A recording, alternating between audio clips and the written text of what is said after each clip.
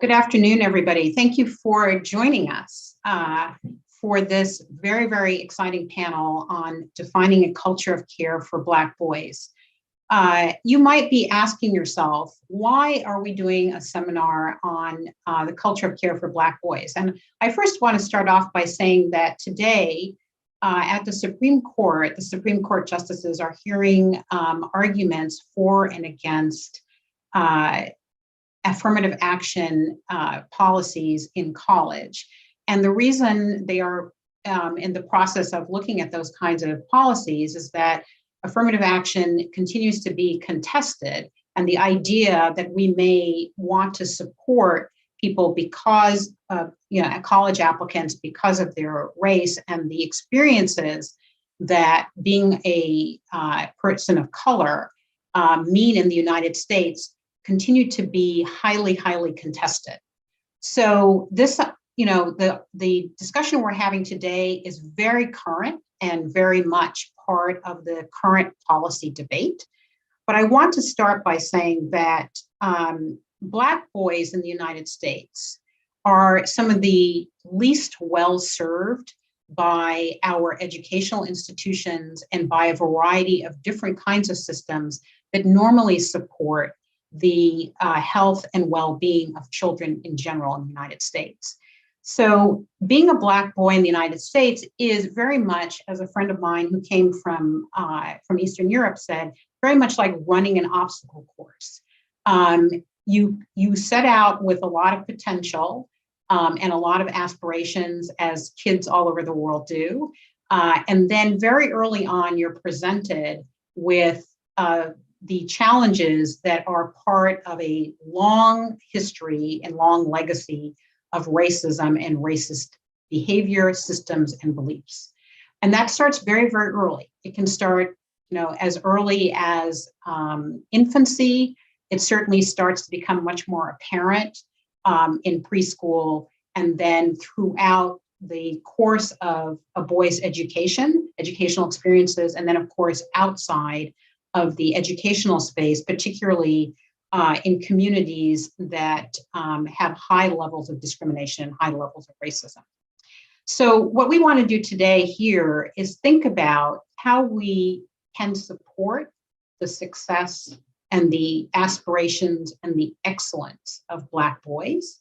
This is a conversation that's been going on for about 50 years, and we haven't made a lot of progress, but I do want to take a fresh look at some of the policies and solutions that we could be pursuing, particularly because this year, the Congress just initiated a new commission on the social status of Black men and Black boys.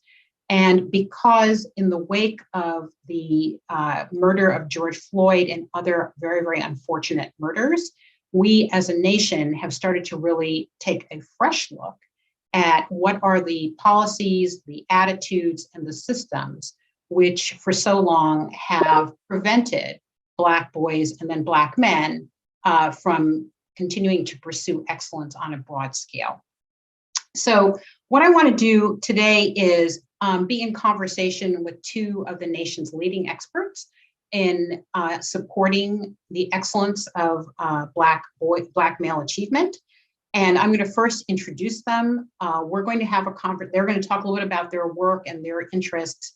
We're going to have a conversation. And then from there, we're going to invite the audience, all of you, to participate in the conversation.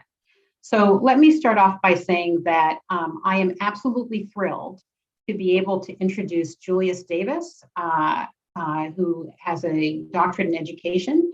He is the University System of Maryland Wilson H. Elkins Professor of Mathematics Education in the Department of Teaching, Learning, and Professional Development in the College of Education at Bowie State University. He is also the founding director of the Center for Research and Mentoring of Black male students and teachers. Dr. Davis has two main strands of research focused on Black students and teachers in education and mathematics education, especially in urban environments. He is the author of over 40 scholarly publications, including 2 books. He is the lead editor of the book Critical Race Theory in Mathematics Education and co-author of the book Black Males Matter. a blueprint for creating school and classroom environments to support their academic and social development.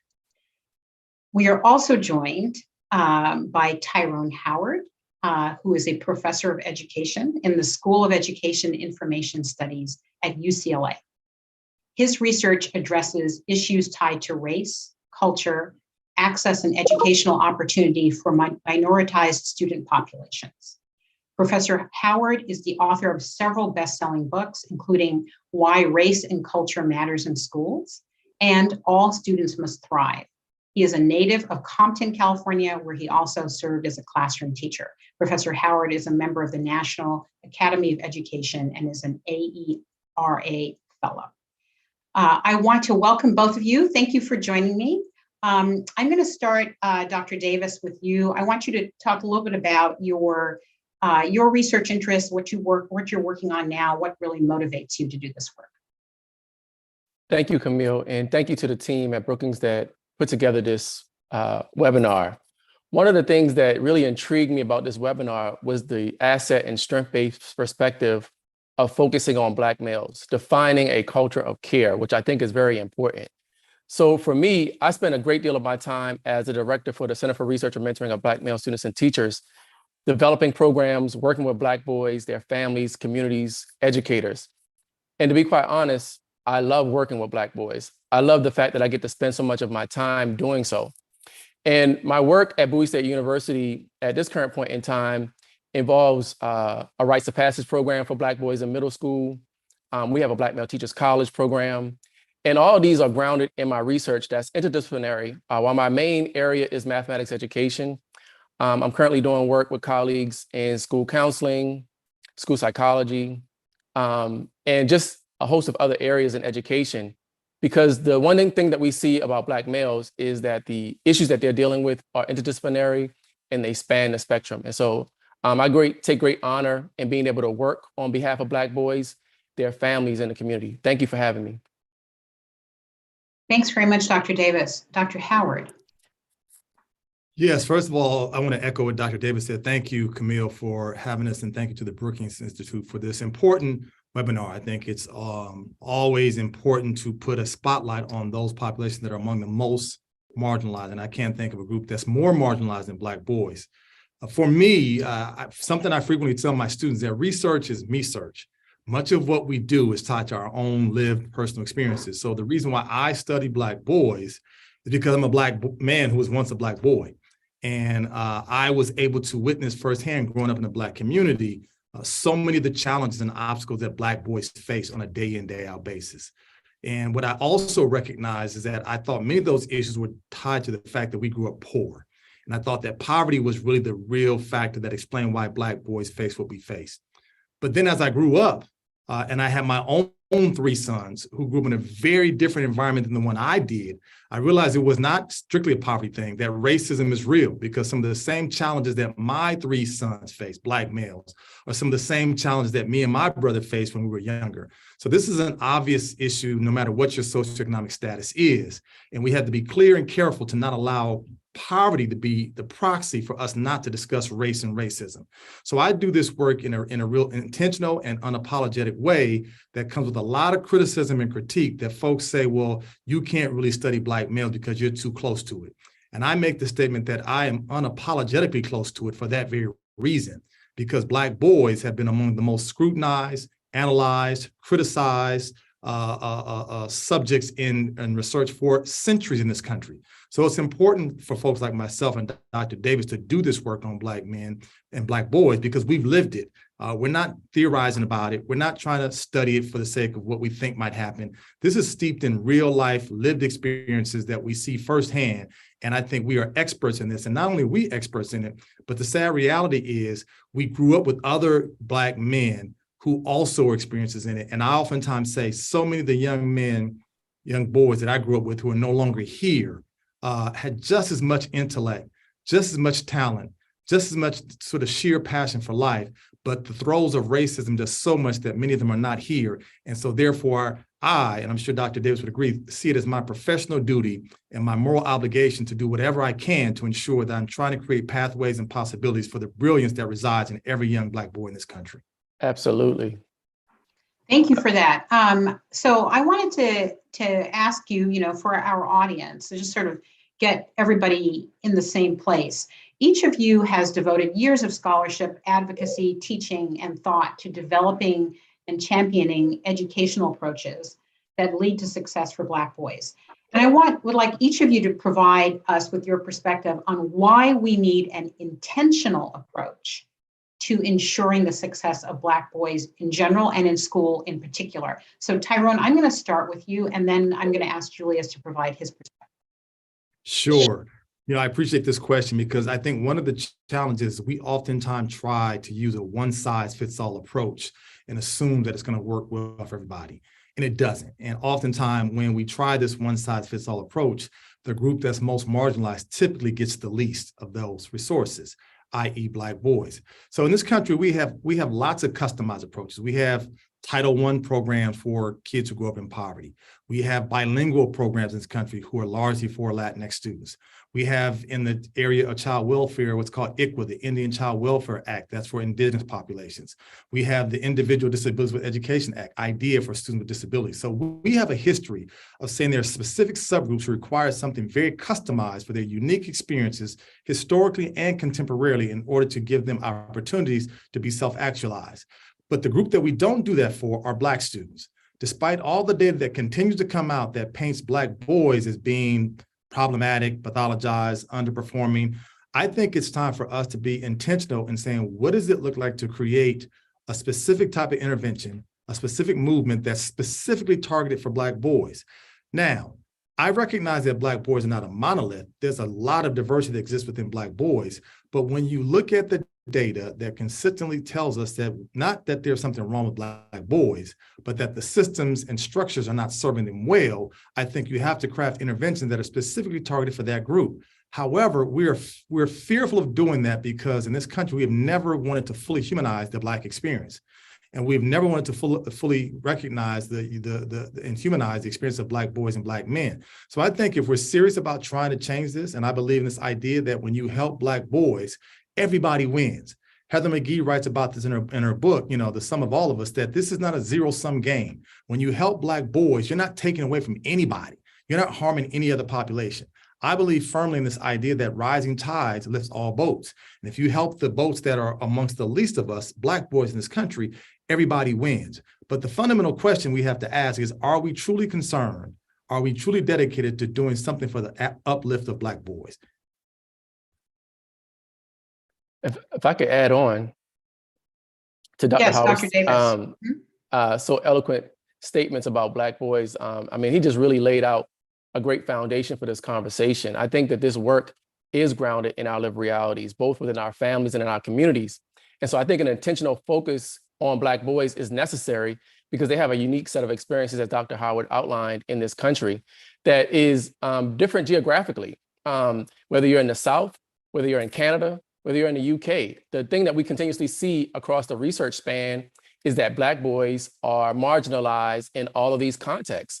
And there's something about Black boys that raises these things where we don't want to question racism. We want to blame them and their family. And so I think, as Dr. Howard also outlined, given that they're not the same, and given that what things that we might have that work in one place may not work in another, I think that we have to really commit ourselves intentionally to figuring out what is going to take to achieve what's needed for Black boys. I consider myself as one who has to look at, who looks at Black boys to find their gifts and their talents, to help them to see that they're already great and that all the things that they want to accomplish in their life are already in them. But there are some challenges that we have to prepare them for as well. And like Dr. Howard, I also have 3 sons. And so given my family context, my community context, my children, and the boys that I work with that I consider my own children, I think that I'm always looking for ways to ensure that they're intentionally cared for in their school setting, in their families, and in their community. Okay, thank you very much, Dr. Davis.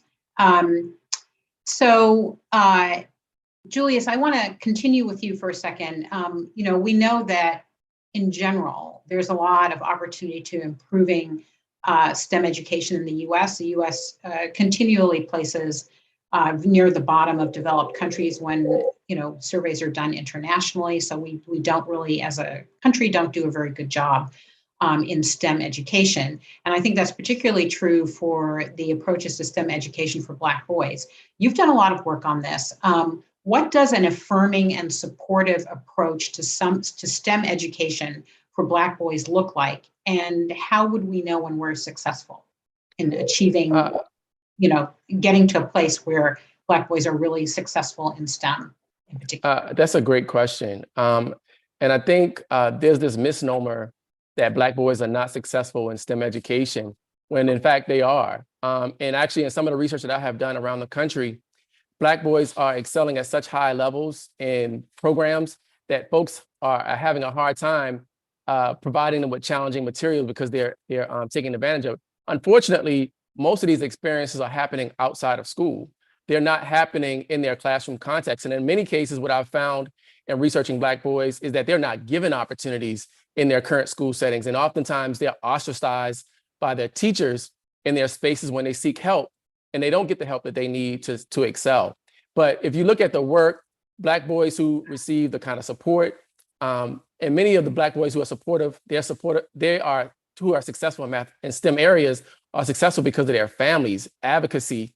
That's not often talked about. We often talk about the blaming of the families, but we don't talk about like when Black boys are doing well in these spaces, it's because their families are advocating for them to gain access. Even when we know that they have the test scores, the grades, the academic achievement, whatever is needed to gain in those spaces, they're still not gaining those spaces. And so I think STEM, one of the things that we know that Black boys don't often see is themselves in the STEM curriculum. And that's really any K through 12 curriculum and even higher ed curriculum. Black boys don't often see themselves unless the courses are specialized. And I think that that's important for a STEM area. Black boys need to see mirrors of themselves in STEM excellence. It wasn't until I got to college when my mentor, Dr. Abdul Shabazz, told me that Black people did something significant in STEM. No Black boy or no Black student or no student in period should have to wait that long before they know the great accomplishments that Black people have made to STEM areas and other areas of study. And I think that's where we'll know that we're successful, when we're not talking that Black boys aren't gifted, when Black boys aren't in advanced, that we aren't underrepresented in STEM majors.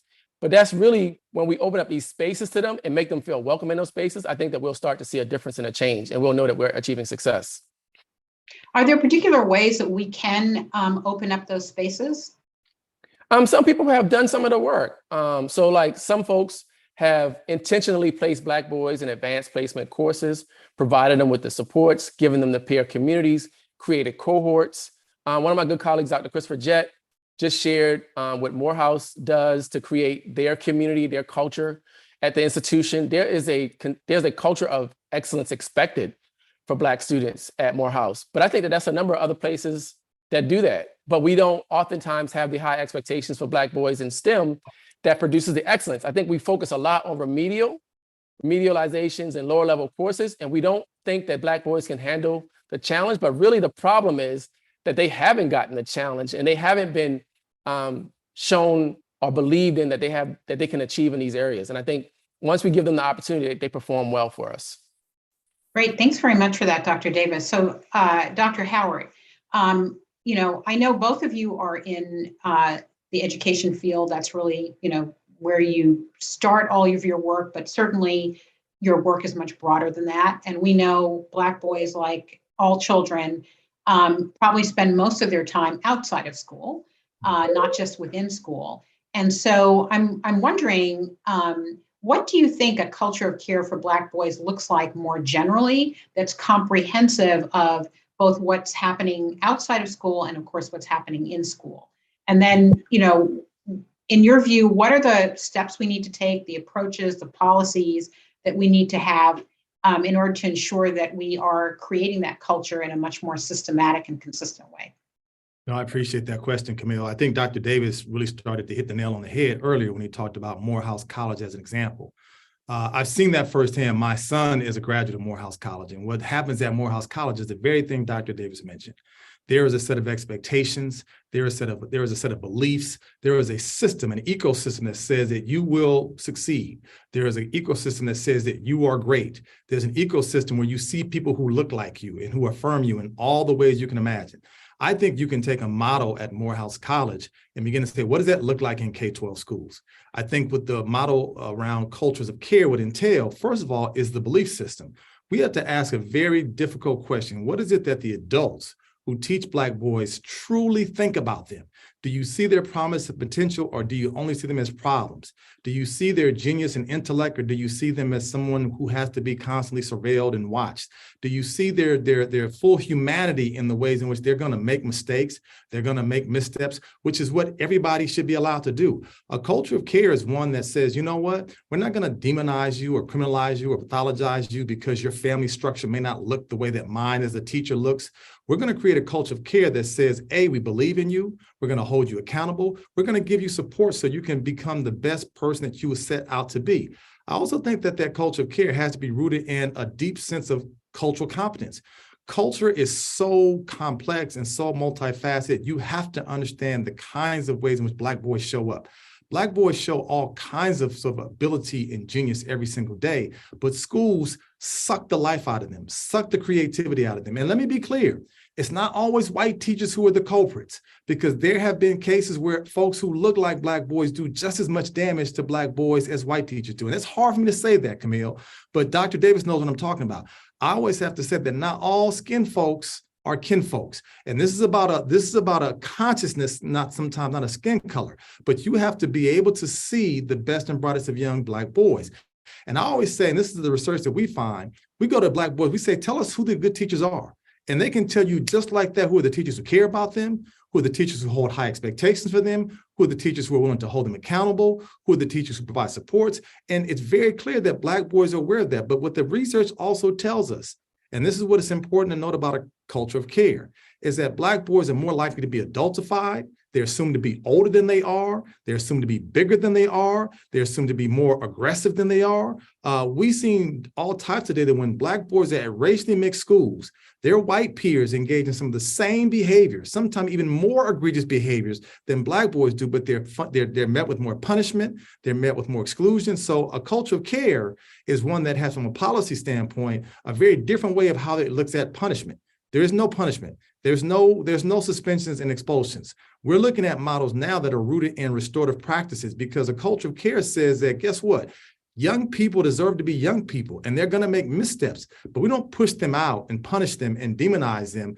We kind of pull them in and help them to understand the behaviors that they have engaged in and how it might have impacted our community. And we give them a path of redemption to still be a part of those communities. That's what cultures of care looks like. And we have to begin to take those models. We have a report coming out just in 2 weeks, ironically, where we looked at 5 different sites across LA County that sort of embody what you are calling these cultures of care. And it's about this belief that we allow young Black boys to be humanized. We allow them to be loved upon. We sort of lift up this thing called Black boy joy. Black boys deserve the right to laugh and to scream and to shout and to dance and to play. When the question gets asked to me, what is it that we need to do for Black boys? How do we create a culture of care? I say we do it for white children all the time. They get to be able to be children. They get to make mistakes. They get to fall down and get up. They get to holler, scream, shout. They get to do all the things that come with childhood. We ask, why can't Black boys have those same kinds of opportunities? Thank you, Tyrone. Dr. Davis. So same question. If I could build on that, and I want to take an example of one of my partners that we work with, Statesman Academy for Boys. And one of the things that I would highlight in a practical sense in an actual school setting for boys is what the culture of care looks like. In that school, when you first walk in, you see pictures that look like the boys all throughout. That's one thing that Black boys rarely get to see in school settings. You see positive, affirming words all on the walls, throughout the ceiling. You see educators who look like them, who care about them. And when these boys have tough times, you see educators loving on them, even when they are not at their best that day. And this is in one of the poorest areas in Washington, D.C., that this school exists. And I take my students there often, all the time, because I want them to see how they've developed the culture and the pedagogy around Black boys, and actually listening to them to find out, what do they want in a school, and what does it take for their environment to help produce the best out of them. You see Black boys walking around with books in their hands, reading all the time, learning about their history and culture. And to me, I think that those are all elements of a culture of care. Now, on the area of like policy, for me, I've served on several policy areas in the state. And one of the more recent ones has been a task force focused on Black boys, on achieving equity and academic excellence. And to be quite honest, I initially didn't want to be a part of the task force because there were several task force reports, work group reports that came before that work. And the thing that disturbed me the most is that I feel like none of the good recommendations that were in those reports were implemented. There was no accountability towards Black boys for it. We knew that they were being mistreated, not served well, but we created these policy reports and nothing happened. In my area, I oftentimes want to just keep producing work. I don't want to be a part of efforts that are not going to produce real change for Black boys. And sometimes what happens in the policy space is that we create these things, but no one does anything about it. There's usually no funding to support around it afterwards to really carry it out. And there's no accountability to the people who should be making sure that these things happen. And so I think that in the policy space, if we're going to create a culture of care, when we actually produce these documents, we have to actually execute them and put them forward and hold meaningful accountability structures and reports to let people know how these things are evolving. Dr. Davis, let me ask you a little bit about that State of Maryland Task Force report. And so you were part of that effort. You did serve in an advisory capacity. So is there anything from that experience or that report that you think is worth highlighting here? I thank you for that. Well, first off, I want to thank Dr. Ramel Green for putting that task force together, advocating at the Maryland Board of Education to do that work. It's really important. Really, she was one of the main reasons why I decided to be a part of that task force. And I think that throughout that task force, some of what Dr. Howard and I are talking about here are embedded in that report, like humanizing Black boys, providing support structures for Black boys, putting people in place that look like them, and making sure that they are represented in the curriculum and the experiences that they have, and that we move away from deficit approaches to Black boys to more asset and strength-based approaches to Black boys, because oftentimes that's what most educators know about, are the deficit perspectives of Black boys, but they don't know about the assets, the strengths, the gifts, and the talents that they bring. And I think that that's something that task force report, like many others before it, did, that I think that we should utilize. Great, thank you for that. I want to just ask you both a question, and then I'm going to remind the audience about how to submit questions here. But you know, Tyrone in particular, you have been in the classroom. What does an asset-based approach for engaging Black boys actually look like when you're in the classroom?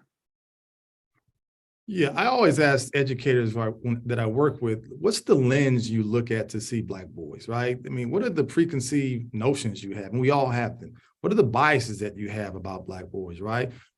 Have you ever seen Black boys succeed? I think we have to begin to get to the attitudes, beliefs, and values that educators have about Black boys, because we live in a society that has been full of images of characterizing Black boys and men as violent, as hypersexual, as lazy, as immoral. And for us to think that people don't walk in schools, that they don't work in schools, where they still hold on to the residual sort of beliefs around Black men would be naive, because they have those beliefs. You look at the work from Walter Gilliam, he's looked at the kind of bias that educators have as early as preschool towards Black boys, that many of the teachers that he studied said it's not a matter of if these Black boys will mess up, it's when they will mess up. And they locked in on Black boys, and they were not allowed to be 3- and 4-year-olds. We have data now in this country that shows that we suspend children as early as preschool. And oh, by the way, Black boys, who make up about close to 8% of all preschoolers, make up about a third of all, I'm not going to even call them students. They're not students, they're still babies who are suspended from preschool, right? So these are babies who have already been labeled as problems, treated as problems, and seen as problems. So I always say that for us to think about this from the context of sort of what it needs to look like in terms of teaching, we need to put better emphasis on our teacher preparation programs to see who we allow in our programs, what they think about people who look like me and Dr. Davis, right? And what experience you have working with Black boys, we need to do a much better job of screening who we let in this profession. We oftentimes talk about people who need to be counseled out of the profession. I think we need to be much more stringent on who is allowed in the profession, because some of the people we let in this profession who do the damage that they do to Black boys have never been allowed in the first place. And oh, by the way, some of them who become teachers subsequently go on to become school leaders and principals with the same kind of deficit beliefs, meaning that they are looking to hire more people who share the same beliefs that they have, which, oh, by the way, tends to mean that Black boys are seen as a problem. So we have to just be much more thoughtful and intentional about who we allow in this profession. I would also add, too, I want to pick up on something that Dr. Davis said earlier, because I think it was so important. He talked about that we have these task force, and I'm on one here in California, task force for educating Black folks, or and they sound good in theory, but at the end of the day, they fall short on the delivery part of it. And I so appreciate you lifting it up, brother, because we have to stop doing all the talking and start doing the work. That's why I appreciate the work you do with your Rites of Passage program and mentorship, because that's the work that is so vital. But I've been pushing for 3 different areas for us to think about here in California for Black boys. One is ensuring that all Black boys have access to high quality pre-K schools, because the data has been clear that universal pre-K can work when it is high quality. Here in California and many other states across the country, we see Black boys don't get access to high quality preschool. The second thing we also put a focus on is ensuring that Black boys are given every opportunity to be able to master reading by 3rd grade. I say that because the data has been abundantly clear. Students who are not reading at grade level by grade 3 have a very difficult time ever getting on grade level. And we know that Black boys, especially those who grow up in urban and rural communities, are more likely to have underqualified teachers, underprepared teachers, long-term substitute teachers, which means the literacy foundation that they need to be successful is not in place by 3rd grade. And then the third piece that we've been pushing for from a policy standpoint, I mentioned earlier, is the issue around school discipline. We issued a report, myself, Frank Harris, and Luke Wood, a couple of years ago, looking at just the discipline rates across the state of California, and they were outright dismal for Black boys. There needs to be a complete and total ending to our current discipline policies. We need to get rid of this amorphous term called willful defiance. Black boys were suspended more for willful defiance than for any other offense. And I raise willful defiance because it is highly subjective. What one teacher might consider defiant is something that another teacher sees as quite curious and inquisitive. And Black boys are more likely to be seen as defiant than any other group of students. So we need to rethink our policies around discipline and begin to say we're going to take different approaches to seeing how we see Black boys that results in these crazy levels of school discipline. And can I build on? Yeah, absolutely. So I taught in Baltimore City. I actually taught in the schools that I attended as a student, because I wanted to give back. And like Dr. Howard said earlier, like I lost a lot of great friends in my community that were, I think, smarter than me. I think could have done just as well as I have done in my life, but they weren't provided the opportunities in the space to do so. So I wanted to give back. And I think what a culture of care looks like is having those high expectations, pushing our students to achieve, letting them know that they're great all the time. And I think that's one of the things that I have found in doing programming for Black boys. Many of them have never heard a good compliment, received an award, been celebrated for anything in a school setting before. And I think that should not be the case. I want to also build on what Dr. Howard was saying about even the preschool piece. So those who we know are successful, a lot of times they have early experiences being successful and academically challenged, academically engaged, that leads to them continuously being successful throughout their academic career. And I think that if we're going to really create this culture of success, I think that people really have to commit themselves and evaluate their beliefs and their thought structures about Black boys, as Dr. Howard suggested. Thank you very much for that, both of you. Excellent. I'm going to just remind the audience that if you want to submit questions, you have 2 ways of doing that. One is by emailing events@brookings.edu or via Twitter at @BrookingsGov, G-O-V, BrookingsGov, by using the hashtag #SuccessForBlackBoys. So those are your 2 ways. We look forward to your questions. I'm going to move on in our conversation here. I want to talk a little about Black boys in families and communities, right? I mean, obviously, they don't exist by themselves. They're in families, communities. You've talked about that a little bit. I want to think about how do we ensure that we continue to affirm the importance of the communities and the families that support them, as we think about creating a culture of care? How do we do that? And either of you can go. I'll jump in real quick, then defer to Dr. Davis. I think, number one, we have to debunk this notion that Black families and communities are not involved in the education of Black young people. That's just not true. It's just like this long-held misnomer that Black fathers were not present and not involved in the lives of their children. There's been study after study that shows that not only are Black fathers as involved with their children, but they're more involved than any other ethnic groups in terms of reading to their children, playing with their children, monitoring their school activities. And so there's this belief that Black families are not involved. The question becomes, schools oftentimes want to dictate the terms and how parents can be involved. And that's a problem. So that's why we make this distinction between engagement and involvement. Involvement says, come on our time, stay as long as we tell you to stay, and then leave when we tell you to go. Whereas engagement says, we see parents as equal partners, and we want your presence, and we want your input, and we want your ways in which you bring lots of talents that your children best than us, so that we can sort of work with you to help maximize your students' outcomes. We have to see communities in the same way, and parents and caregivers in the same way that we see Black boys, through this asset-based lens that Dr. Davis has been talking about, right? We have to also recognize the diversity that exists within Black families. Don't always expect mom and dad to show up, because we have Black boys who are being raised by grandparents. And that doesn't mean that it's a broken household. If I get one more teacher who says these kids come from a broken household, wait a minute, what's a broken household? Because broken household in some people's mind says it's a single parent. I grew up in a single parent household, and it was highly functional. And let me be clear, you can have a two-parent household that can be highly dysfunctional. I always say it's not the parental composition that matters, it's parental disposition. My mother had structures and systems of how we were supposed to do what we do. So you got to change the entire approach to how you see caregiving. We have kids who are also being raised by foster parents, right? Black boys come from a variety of different household settings, but at the end of the day, we have to see those caregivers as committed and caring, and who deeply love their children and want nothing but the best for them.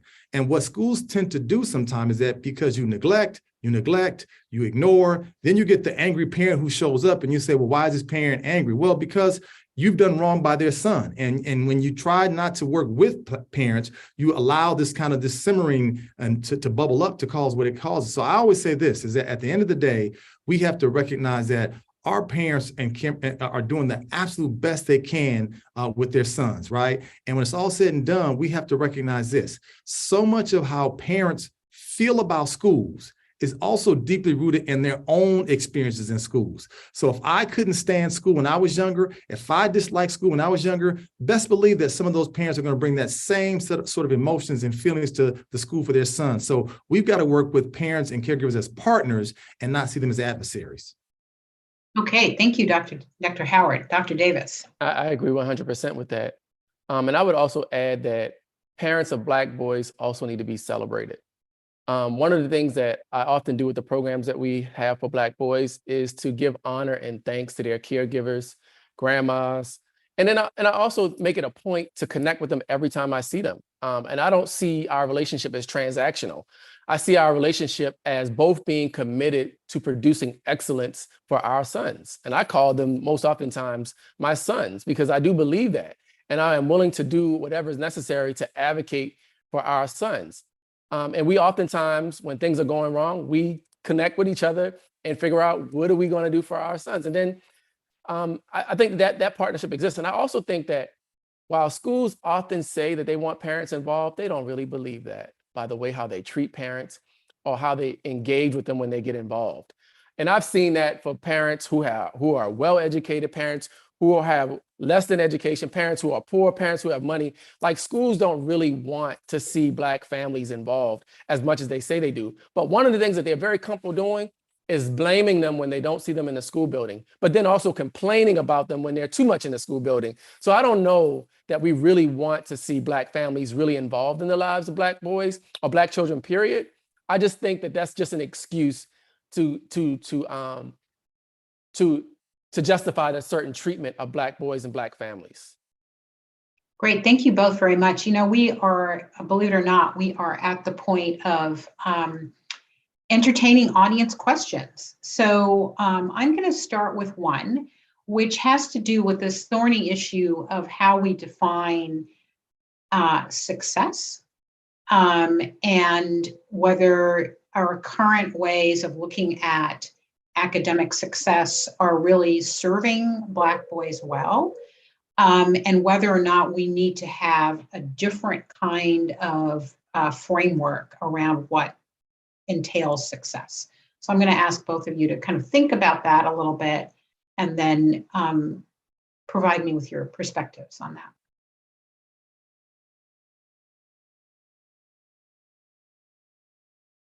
So your question is around success for Black boys, is that? Yeah, so how do we define that? So normally particularly when we think about kids, and we think about, how we define success. So there are obviously ways about thinking about well-being and health and everything, but there are also ways about thinking about academic success, right? Which is test scores, which can be kind of the more formal kind of definitions around success. And then there are also definitions of success which entail behavioral definitions, right?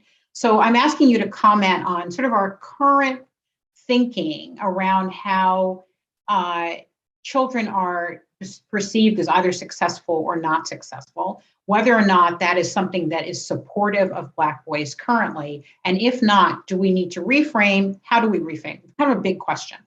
It is a big question, and one that I have been sort of challenging myself around when it comes to Black boys and particularly the Black community. And for me, I would probably take a book out of Carter G. Woodson's work and say that I think that the education of Black boys should be centered around improving the Black community. And when I think about success in our traditional sense, like grades, test scores, and behavior, I think that that's one avenue of it that they have to do. That's the current structure that we live in. But I also think, like as MK Asante says, they have to take 2 sets of notes. Yes, they have to ace the test. Yes, they have to do well on the achievement test, but then they also have to figure out, like, what is it that I need to do to improve my community? We come from a legacy of people who have made it such that we're here today. And that work isn't done. I know some of us believe that work is done, but Black boys, just like we do, like Dr. Howard and I do, we still have work to do to contribute to that legacy that we all build on. And so I think about their success in school as one, doing well through our traditional measures, but also doing well by what they contribute to their community. Thank you for that. Dr. Howard, did you want to? I think Dr. Davis is spot on. I think that, look, traditional metrics of success have not oftentimes been developed with Black boys in mind. Hence, they are set up in ways that are but are created for ways to say that they're inadequate.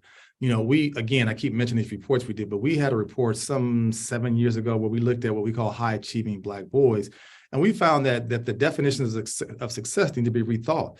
Black boys show tremendous amounts of leadership. They're very much engaged in their communities. They play a supportive role at home with their mothers and grandmothers and grandfathers. They are involved in extracurricular activities. Why aren't those metrics just as much a part of how we define success as test scores and grades? I think that test scores and grades matter, but they shouldn't be the end-all be-all that they are in school, because if you allow that to be the only metric or the primary metrics by which we define success, Black boys are going to always fall short. I just think there are far too many other areas that Black boys are excelling in so many ways. Oratory skills, sort of critical thinking skills, the ability to kind of, persuade folks to do things that they want them to do. Why don't we tap into that genius that they manifest and kind of broaden our notions of how we define success? I think that's what has to happen. And I appreciate what Dr. Davis said earlier. I'm oftentimes deeply troubled when I look at states across the country, school districts who have gifted and talented programs, and schools where you may have Black students who are, say, 40, 50, 60% of the population, but you walk into those gifted and talented programs and you see hardly any Black boys. So you tell me a school that's 40% Black, 50% Black, but you don't see a single Black boy in that gifted and talented program. That's a problem. And then even when you do have Black boys who are in those gifted and talented programs, they oftentimes feel like they've got to give up a sense of who they are to fit into these largely Eurocentric programs. The work of Donna Ford has been happening for the last 3 decades, where she has talked about the underachievement of gifted Black students, because the way we structure success tells Black kids you have to talk a certain way, you have to think a certain way, you have to act a certain way, you have to process a certain way. And Black kids in their infinite wisdom and genius say, well, if that's what's required for me to be quote unquote successful, smart, I'm good doing what I'm doing over here because that cultural capital has cachet in my neighborhood, in my home, and with my peers. So what does it look like when we start to allow Black boys to bring their own cultural knowledge, their own cultural norms, their own cultural ways of knowing and communicating into the schoolhouse where they get to experience schools like middle-class white kids do, where my ways of being are constantly affirmed and validated every single day? How do we do that? I think we do that by having hard conversations at the district level around how do we define success. Look, schools have a lot of autonomy in terms of how we structure how schools work. I served as a classroom teacher for 8 years. I don't buy this idea that we can't do anything, that our hands are tied. I've watched affluent parents show up at schools and demand on certain things being done for their children. We have to do the same thing in our schools. We have to say, wait a minute, who's doing the recommending for gifted and talented programs in the first place, right? Oftentimes that starts with teacher recommendations. We have to ask questions about why aren't there more Black counselors who are here counseling Black students? We have to ask the question, why aren't there more Black teachers in these schools? And I don't buy this argument that, well, not enough apply. If you want Black teachers, you go out and find them because they're in places at historically Black colleges and universities all across this country. We have to be intentional in our efforts to say we want to begin to redefine the metrics of how we think about success, to do so in a culturally competent manner that affirms the realities of Black boys and Black students in general. Thank you. Dr. Davis, it seemed like you wanted to get in there. Just wanted to add another perspective to what Dr. Howard shared about Black boys and gifted. One of my doc students did research on school administrators' preparation and professional development around identifying Black boys and gifted, and found that most of them never had a course or any preparation in their school leadership preparation programs, nor did they have any real professional development as a school administrator to identify the unique gifts and talents that Black boys bring to gifted spaces. And so when we're talking about them being underrepresented, not only are their teachers inadequate, but they're also their school leaders are inadequate in terms of identifying their gifts and talents, the assets and strengths that they bring to gifted spaces that should be recognized in those spaces. Thank you very much. Yeah, go ahead. Real quick story I like that because the gifted piece is so important to me because we track young people all the time. Quick story, years ago, my oldest son was in preschool. I remember picking him up from preschool and I would watch my son come home every day with these little pictures and paintings that he had done in school. Whereas the other kids were coming home with letters of the day, word of the day, numbers of the day. So I asked his teacher, who was white, why wasn't my son Jabari coming home with some of the letters and pictures and numbers like other kids were? She told me he wasn't quite ready to do that yet. And I was really taken aback. My son was 4 at the time. He was counting and doing words and reading at home just fine. Why did the teacher think he was not ready? And she proceeded to tell me that, well, every time we sit down to do our number of the day, I asked Jabari if he would like to join us, and he would say, no, I don't want to join. She said, I always invite him over to our circle time when we read our stories. He says he doesn't want to join. He didn't want to sit down. So she went on to tell me all these times that they had done activities, and she would ask him, she would invite him, and she would encourage him to do things. And so that's when I had to step up and say, time out. There's a cultural nuance here that you're not taking notice of. I said, my son was enjoying preschool because he had this thing called options. So what he was doing was the following. His teacher would ask him, would you like to join us on the circle time to work on the letter of the day? And he would sit and think, no, I don't. And she would not let him join. She would say, I want to encourage you to come over. He would say, she's encouraging me, but she's not demanding. So I told her, I said, you need to recognize in our household that we don't ask him if he would like to go to bed. We don't encourage him to sit down at the dinner table. We communicate with him in a very direct term. It's not a democracy. It's a dictator. I'm one half and my wife is the other half, right? I said, instead of asking him and inviting him and encouraging him, tell him, come over to the table and sit down while we work on our letter of the day. Tell him right now, I need you to come over so we work on our number of the day. The very ways in which culture plays out is so powerful. Now, I use that example. The next day she did it and she was surprised at how much he knew. She was surprised at how well he could read. And I shuddered to think, what happens if I don't intervene on my son's behalf? At some point in time, there's a high likelihood that that teacher says, well, you know what? Maybe he has ADHD. Maybe he needs to be medicated. All the labels that get placed on so many Black boys, and not because there's something cognitively not right. It's the cultural disconnect between teachers and students who sometimes don't know how to do something simple as tell Black boys, I need you to come sit down here and work on this letter of the day. It sounds benign, but it has disastrous consequences for far too many Black boys. Thank you for that. I'm going to move on to some other audience questions here. So there's a question about how do you define quality universal pre-K? So Dr. Howard, I think you were talking about that. And certainly Dr. Davis, if you want to weigh in on that as well. Sure, I'll just go real quickly. To me, quality universal pre-K is steeped in something that goes beyond high-profile babysitting.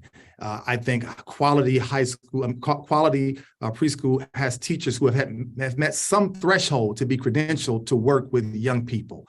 High quality pre-K has numeracy and literacy as foundational blocks in what young people are exposed to every single day. Nowadays, if you look at kindergarten standards in most states in this country, kids are almost expected to show up in kindergarten on day one already knowing how to read, already knowing how to identify letters, numbers, colors, sequence. That was what kindergarten used to be used for, to teach kids how to do. So now preschools have to make sure that they're exposing young people, in this case, our babies, to early numeracy, early literacy. We got small class sizes. We have trained teachers. Those are some of the building blocks that have to be in place to ensure that when those young babies leave pre-K to go into kindergarten, they have a foundational set of skills that will give them the ingredients for success. Great, thank you. Dr. Davis, did you want to add anything to that?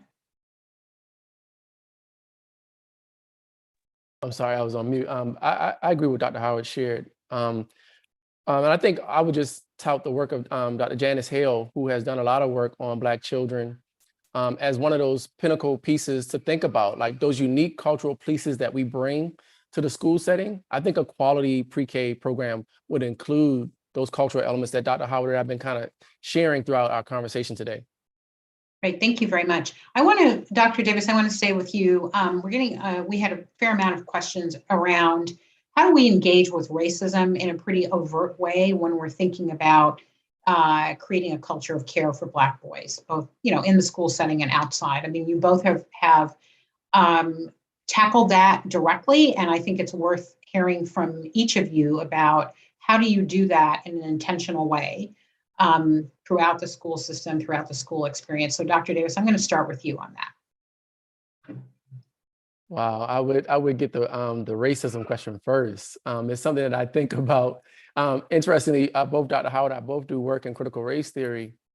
I think that critical race theory has provided the framework for us to look at racism in a way to have these kinds of conversations. I think one is to understand that racism is constantly changing and evolving. Like what we thought about racism historically and what we think about racism today, while it looks different, it operates in a very systematic way, and it's always functioning to disrupt the lives of Black children. Whether you see an actor or not, I think that racism is always there. I think it's institutionalized in the policies and the practices that we do. And as one thing you heard me say earlier, like we're constantly right now talking about issues that I think you framed earlier that are 50 years old in education.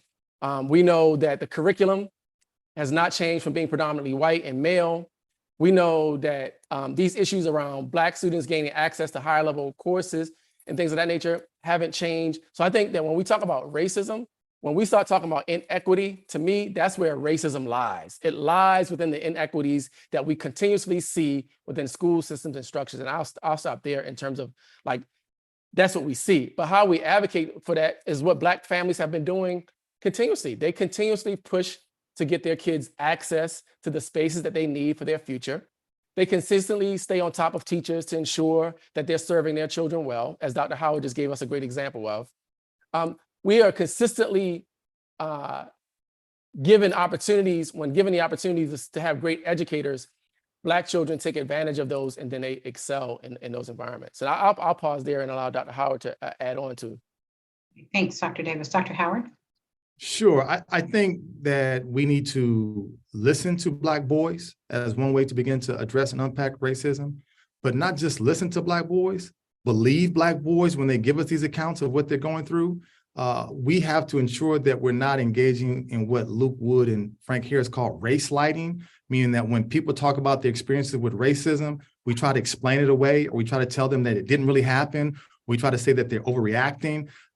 Look, many Black parents talk to their children about what racism is, what it looks like. And so when Black boys come to us, and some of our data we collected from Black boys, we were blown away by some of the things that Black boys said that the adults said to them and about them in front of their peers. So my thing is listen to them, right? Believe them. And I would also say this, because racial microaggressions are real, and we frequently get asked the question, how do we help our Black boys navigate racial microaggressions? Well, really, there's oftentimes very few good options. If I say nothing in the face of microaggressions, then I've got to basically kind of take on the harm. If I try to take time to try to enlighten you, then I'm looked at as being sort of, overly opinionated from a Black boy standpoint. Or if I go off and I'm on 10, then I'm aggressive and hostile as a Black boy. We have to, yes, give Black boys some tools and strategies to deal with microaggressions. But at some point in time, our Black boys should not have to be the ones who have to invest the labor to address racism.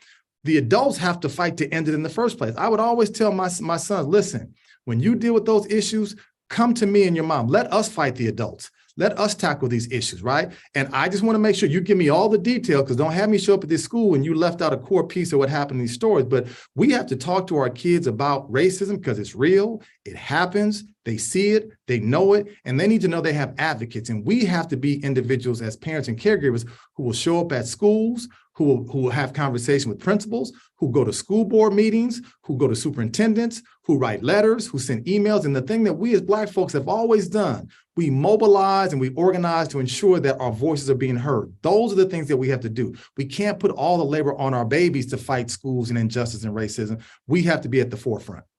And I don't know how Dr. Howard feels about this, but I believe the critical race theory thesis that racism is omnipresent and that it won't stop existing. And I think that the unfortunate thing, as we talk about how do we help Black boys navigate it, I think that we have to be vigilant and always ready to advocate for them. And I don't think that this is just a natural part of the fabric of American society and really internationally that they're going to have to deal with, that we just have to keep fighting against.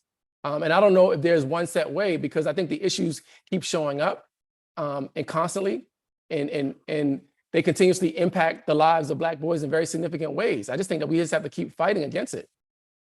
Well, I have a question for you too, which is both about this particular issue of racism and how we address that directly, particularly in classrooms. So it seems to me, and I'm just going to summarize a body of research that you both are familiar with, which is that in most classrooms, the curriculum that's been developed, the teachers who are teaching the curriculum, the markers for success are all constructed in such a way that they do not feel like they are constructed with Black boys in mind, right? So you're entering into a classroom setting, a relationship with the teacher, relationship with the material, the pedagogy, et cetera, which in some ways dismisses your existence.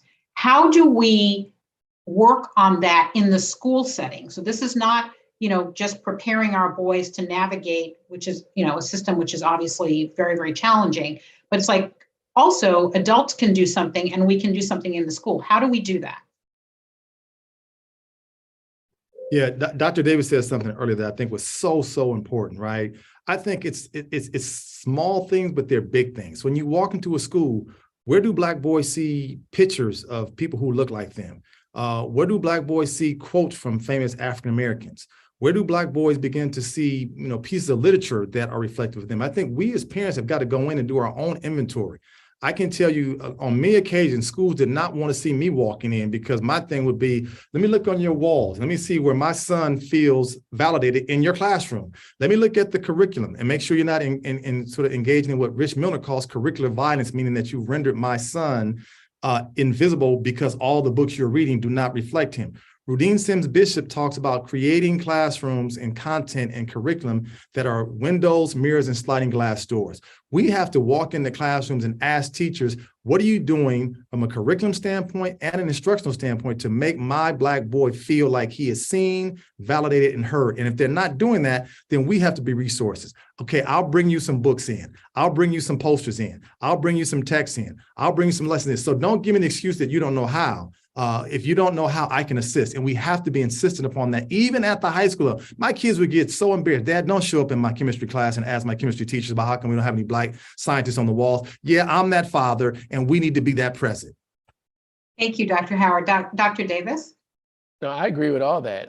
When I taught mathematics, like I said, when I got to college, that's the first time I knew about that. So when I taught students, that was one of the first things I wanted to make sure that they knew, that they came from greatness, that the mathematics that you're talking about, your ancestors created. Pythagoras' theorem, you better look at the temples. I mean, the pyramids in Africa, those are where your ancestors created. So if you just want to say that Pythagoras' theorem was first, no, you have to look at where mathematics originated, the first highly technological civilization in Africa.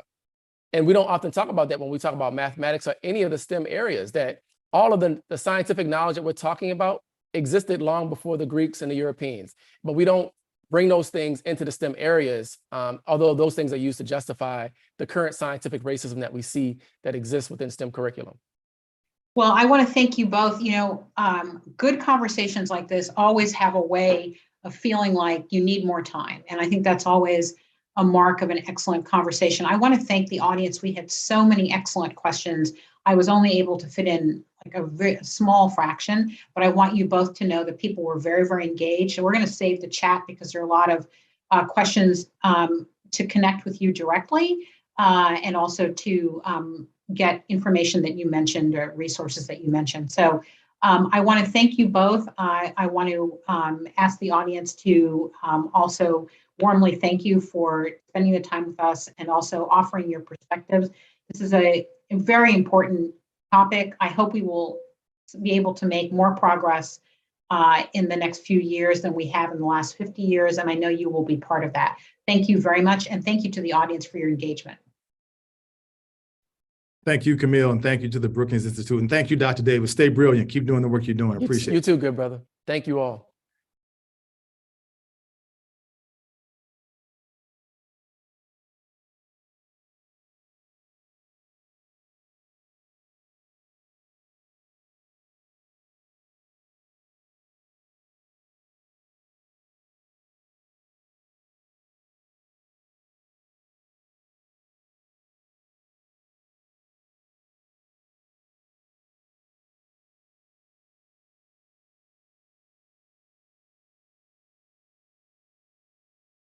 All right, we're all clear. Thank you very much.